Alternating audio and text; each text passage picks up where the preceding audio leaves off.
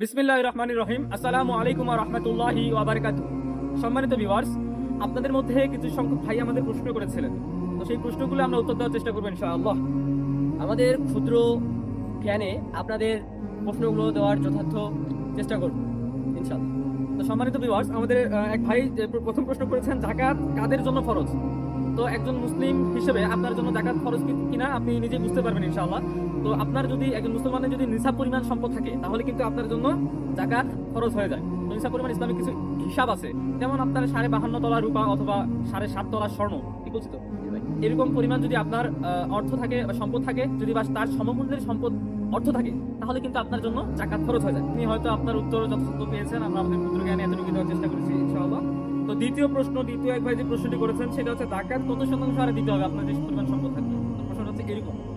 তো আপনার মূল সম্পদ যতটুকু সম্পদ আছে, সেই সম্পদের আপনি 2.5% হারে আপনাকে যাকাত দিতে হবে। তো আমি একটা এক্সাম্পল দিই। মনে করেন আপনার কাছে 1000 টাকা আছে, ঠিক আছে? সেই টাকার 2.5% হারে, অর্থাৎ 1000 টাকার মধ্যে 25 টাকা আপনাকে যাকাত দিতে হবে, সোজাসুজি হিসাব। দ্বিতীয় প্রশ্নের উত্তর আলহামদুলিল্লাহ এটা দিয়ে দিচ্ছি। তো তৃতীয় প্রশ্ন যেটা হচ্ছে, সেটা হচ্ছে পাওনা টাকা যাকাত দিতে হবে। এই তৃতীয় প্রশ্ন যিনি করেছেন, প্রশ্নটা অনেক যৌক্তিক এবং খুব ভালো প্রশ্ন।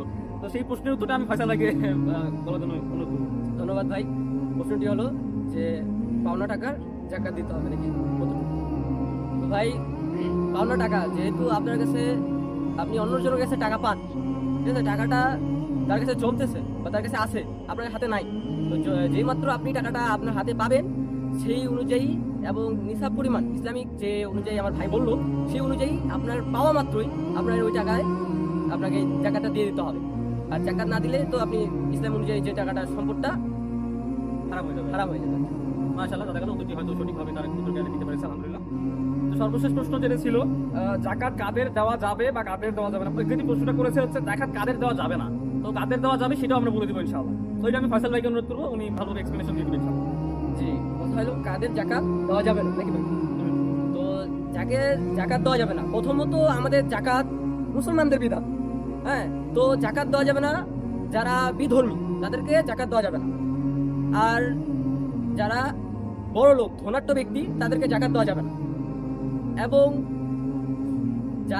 যারা নিজের চলার মতো সামর্থ্য রাখে এবং যাদের ব্যাংকে ব্যালেন্স আছে এবং অনেক স্বর্ণ আছে, তাদেরকে যাকাত দেওয়া যাবে না। নিসাব পরিমাণ সম্পদ হ্যাঁ। থাকে, তাহলে আপনারা যাকাত দিতে পারবেন না। তো আমাদের প্রশ্নটি এগুলো এসবই ছিল। তো সম্মানিত ভিউয়ার্স, আমাদের ক্ষুদ্র জ্ঞানে আমাদের প্রশ্নগুলি অ্যান্সার আমরা দেওয়ার চেষ্টা করেছি ইনশাআল্লাহ। তো ধন্যবাদ সকলকে, ভালো থাকবেন, সুস্থ থাকবেন এবং আমাদের পেজটিকে ফলো এবং শেয়ার করে দেবেন। এবং এই প্রশ্নগুলো যাতে কনফিউশন লাগে, আপনারা বেশি বেশি করে শেয়ার করবেন, তাহলে অনেকে জানতে পারবে ইনশাআল্লাহ। এই প্রশ্নগুলো হয়তো অনেকে জানে না। ধন্যবাদ যারা প্রশ্ন করেছেন।